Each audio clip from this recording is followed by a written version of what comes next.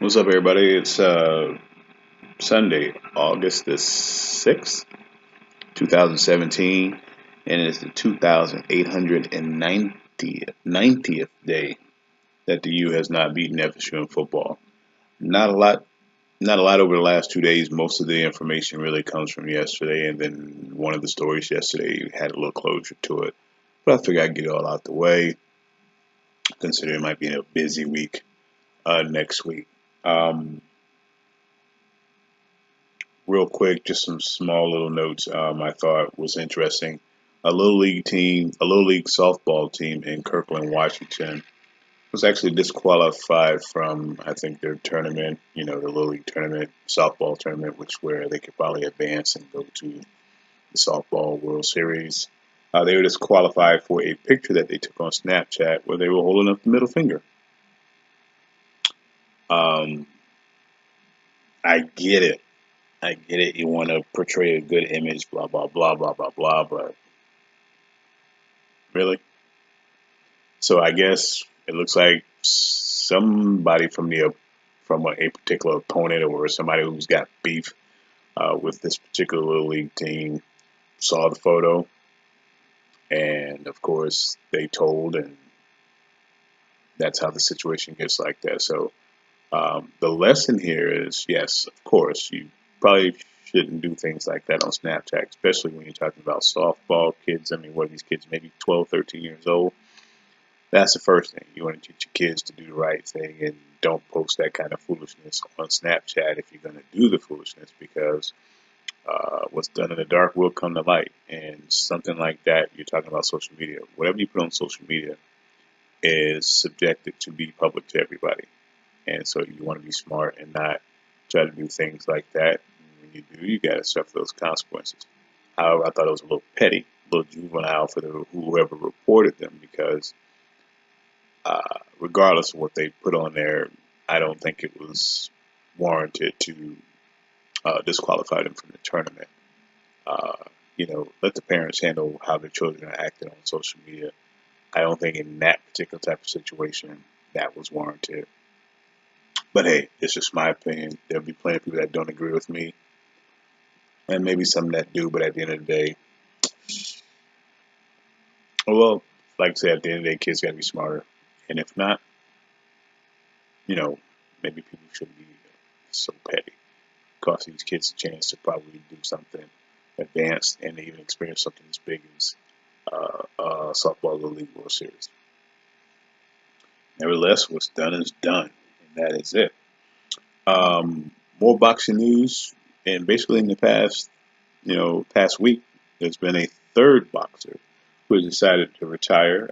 Timothy Bradley, a two-time champ from the welterweight division, has decided to retire. 33 years old. He had 36 fights, but if you know about Timothy Bradley, he was in some real brawls at times, and a couple of fights that was kind of big for him. There's a controversial decision where he won over Manny Pacquiao. Many people thought Bradley lost the fight, including myself.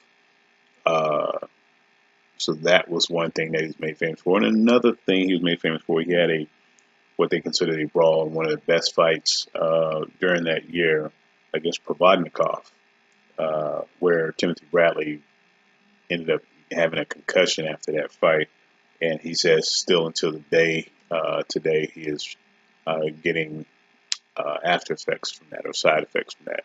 And I think that fight was probably 3 or 4 years ago. So if you're still feeling after effects of that, and you fought the likes of Pacquiao since then and other people, it's kind of a good sign that maybe you do need to call it quits, and hopefully he stays that way and calls it quits. Um, Being at only 33, hopefully he doesn't feel like, hey, I'm feeling better now. I'll try to fight again. The reason why you're going to be feeling better is because you're not fighting. People never think about that. You take a year or two off. It doesn't mean you go back in the ring and fight. It just means that your body has recovered from the pain that you've put it through. And it doesn't mean that you go back in there and go through the pain again. And if you've gotten a concussion from boxing, you didn't fall on your head, but you've taken blows to the head, not sure it's a good idea you run the risk of trying to do it again. and in some cases, some people uh, never survive those types of conditions. So, uh, much props to Timothy Bradley for seeing the sign where he should stop, and hopefully he can live a better life now that he's cut a career short. It's been very taxing on him. But the interesting thing about that is also is because boxers are now, like I said, there's three boxers that have decided to retire. You're talking about Klitschko and Juan Manuel Marquez. Maybe the boxers are seeing the same thing that football players have been seeing. They're seeing that doing this, having this type of career for a long period of time, when you're talking about boxing and having brain injuries, um, may not be good for you trying to live long term. Um, and it's funny that nobody really looks at boxing concerning CTE and other brain injuries. But boxing supposedly has a rule where they try to make sure that you're fit to box. But I've been seeing a lot of fighters over the years that are still allowed to fight. In my opinion, they should never be fighting. So it's still subjective boxing. Um, you need to take a harder, closer look at, make sure that these fighters aren't fighting past their prime and thus risking not having productive lives after boxing or even shortening their lives after boxing. Um, I also thought it was interesting that Roger Goodell said that football players live longer than players that than we do. Um, Yet we're still pointing at CT or whatever, whatever. And my thing to that, Roger Goodell, is well, maybe they can live even longer. You guys do something about CT or head injuries when they're playing football. So I don't know how valid it is what you're saying, but at the same time, is why can't they live even longer? Show show that you're really taking their health into consideration and trying to make sure you do the right thing concerning that. But as I've stated many times in some other videos, uh, football is not a sport where you can make it 100% safe. It'll never be 100% safe where you can just go out there and do anything. Of course, you're going to get injuries, but even with brain injuries, it's unpreventable. So um, just work on trying to help fix the problem, Roger Goodell. Don't throw stuff out there like that about they live longer. For everyone that you say live longer, there's a football player whose career got cut short or whose life got cut short because of brain injuries and CTE.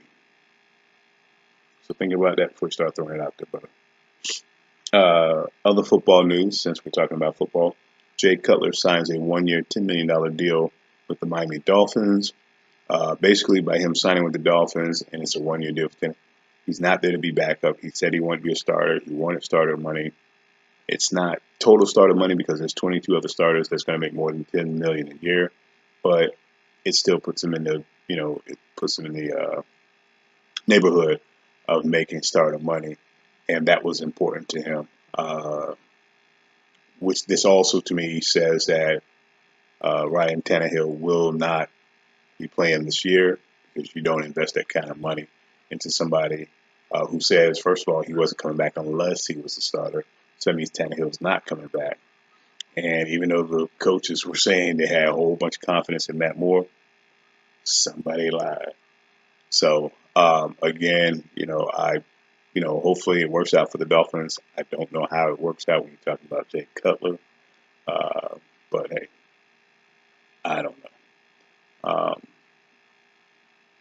I guess Jay Cutler retired. He was retired, but I guess he probably didn't want to go through the OTAs and all that kind of stuff because if you're retired, you ain't even thinking about coming back. If you thought about coming back, then you weren't really trying to retire. You just didn't want to go through all the other stuff. But because he could have signed with the team in March when he got released by the Bears. You didn't. If you really didn't want to play anymore, if you were really trying to be retired, then you don't sign now. So he was smart. He was basically just trying to get out of not doing the all season stuff because he probably could have even got even more money and maybe even a longer contract if he had said that he wanted to play back in March. So very strategic, Jay Cutler. Fox won't miss you about not being on the show. Everybody was concerned about, well, how would you act anyway? But nevertheless, hopefully it works out for you and the Dolphins to get it done. As I stated before, this really had nothing to do with Colin Kaepernick. Jay Cutler had one of his best seasons where Andrew Gase, who was the head coach of the Dolphins, or at least the offensive coordinator, Jay Cutler had one of his best seasons with the Bears, and Andrew Gase was the offensive coordinator. So it kind of just made sense because Jay Cutler knew how to run his offense already, and he's been successful. So that makes sense there. Uh, if you brought in Colin Kaepernick, you got to change the system a little bit, or you got to hope Colin Kaepernick adjusts to that. And why go through all that if you got somebody that you are happy with or confident in, and they know the system? So you go there. So I never thought Colin Kaepernick fit in this particular situation. So you don't have to hear a you don't have to hear a whole ta-da about that. Uh, but as I stated before, nobody's going to sign Colin Kaepernick. No owner's going to do that. Uh, Nobody wants to do that. Forget the bottom line. Forget the outcry. It's just not going to do it. So as long as he's unemployed, at least for this season, I won't be watching NFL. So it is what it is. We'll see what happens. Lastly, congratulations to the 2017 NFL Hall of Fame class. 7 gentlemen went through uh, yesterday, or was elected, or not elected, but they went. They had the ceremonies yesterday. That included Jason Taylor, former defensive end, most notably with the Miami Dolphins. Kenny Easley, cornerback for the Seattle Seahawks back in the '80s. Kurt Warner, everybody knows Kurt Warner. We're not talking about the running back Kurt Warner. We're talking about the quarterback Kurt Warner, who had the great story where he played arena ball and was bagging groceries. Ended up through an injuries to Trent Green with the St. Louis Rams. He took the Rams to the Super Bowl and won it. And he also even took the Arizona Cardinals to their first Super Bowl. So Kurt Warner did a lot in his short time, and of course made him Hall of Famer. Also Terrell Davis, former running back, most notably with the Denver Broncos, won 2 Super Bowls, and he also rushed for 2,000 yards. Some people thought maybe his career was long enough to do it, but he had enough respect and he killed my Chargers enough, so I guess it'll work for me. Also, we're talking about for contribution to the NFL, Jerry Jones, the current owner of the Dallas Cowboys. He was uh, put into Hall of Fame yesterday as well. As you know, he bought a Dallas Cowboys team that was losing $1 million a month, and he turned it into now where they're worth 4.2 billion. Of course, with the big stadium, and then of course the Cowboys brand itself. He was also, instrumental in hiring Jimmy Johnson, uh, a college coach, to coach the Dolphins. I mean, coach the Cowboys when everybody thought he was crazy for bringing on Jimmy Johnson. Uh, the problem was that him and Jimmy Johnson clashed heads all the time because they both, they're alpha males and they want to run the show, and that's what it was. And that led to Jimmy leaving the Cowboys early after winning three Super Bowls in 5 years. So I mean, 2 Super Bowls in 3 years, and then I think they won another one with Barry Switzer, which was basically the team Jimmy Johnson helped put together. So but it looks like Jerry, at least in his induction speech, and that was the word I was looking for the whole time, induction. In his induction speech, he is trying to let bygones be bygone, and he says he wants to have a Hall of Fame ceremony or a Hall of Fame section at AT&T Stadium just for those years where the Cowboys were really dominant in the early '90s, and he wants Jimmy Johnson to be a part of that. So uh, Jerry Jones trying to bury the hatchet and bring on Jimmy Johnson, and Jimmy Johnson was at the induction ceremony. So looks like things come together with that. Big what if on what these guys could have done together with the Cowboys. They could have rivaled anything that the '70s Steelers or the '70s or '80s Steelers, the '49ers. They could have rivaled those things, and maybe Cowboys would have had the most Super Bowls by now instead of the Steelers. So sometimes I mean, it's a power struggle. Who's going to be the one that compromise sometimes makes a difference, and then now you see down the line all the what ifs. After that '95 squad, I think it was that won the Super Bowl for the Cowboys. They have not been back since then, and it looks like they're finally starting to turn the corner on putting a consistent product on the field. So um, Congratulations to Jerry Jones. Last but not least, LaDainian Tomlinson. I had saved him for last because he's from my football team, the San Diego Chargers. Uh, one of one of the best running backs I've ever watched, and that includes with Barry Sanders, Emmitt Smith, um, Barry Sanders, Emmitt Smith, um, some other running backs. I had Walter Payton. I was trying to think of the running backs I've been watching. I had Walter Payton in my head, and then forgot all about it. But it's just been great running backs galore. Even Terrell Davis, between the 80s and 90s and 2000s. LaDainian Tomlinson broke the record for most touchdowns in a season. He did that with the San Diego Chargers. I think they went to a couple of AFC championships. Didn't make the Super Bowl, but um, he was very instrumental with that. And I just think he's one of the best all time. And congratulations to him uh, for being inducted into the Hall of Fame as well. So that's all the 7 members of the NFL Hall of Fame this year. Next year is going to be pretty interesting because I think uh, Brian Urlacher, uh, of course, still Terrell Owens is up for a possible election. Oh man, and then they had a couple others too. I think Randy Moss is part of that list as well, and there was somebody who was just talking. Oh, Ray Lewis. How about that? Ray Lewis will be up as well. And Ray Lewis, of course, has been very vocal about his opinions concerning Colin Kaepernick. Be interesting if he's elected in his first year, and he probably will be. But um, be interested to see what his speech is. But him, Randy Moss, Brian Urlacher, and there was one other big name. I think it was a lineman, offensive lineman. Yes, uh, Jeff Saturday. Jeff Saturday from the Colts. So those are big names right there to be eligible for the Hall of Fame next year. We'll see how it goes. Um, they're using that announced to around the Super Bowl. So um, we got a little wait time from there. But that's all the news there. I stretched it out long enough. If anything big comes up after that, I'll let you know. Um, baseball and football and everything else that's going on. Um, there's always something that can pop up. Until then, God bless you all. Uh, take care and free Colin Kaepernick. Peace.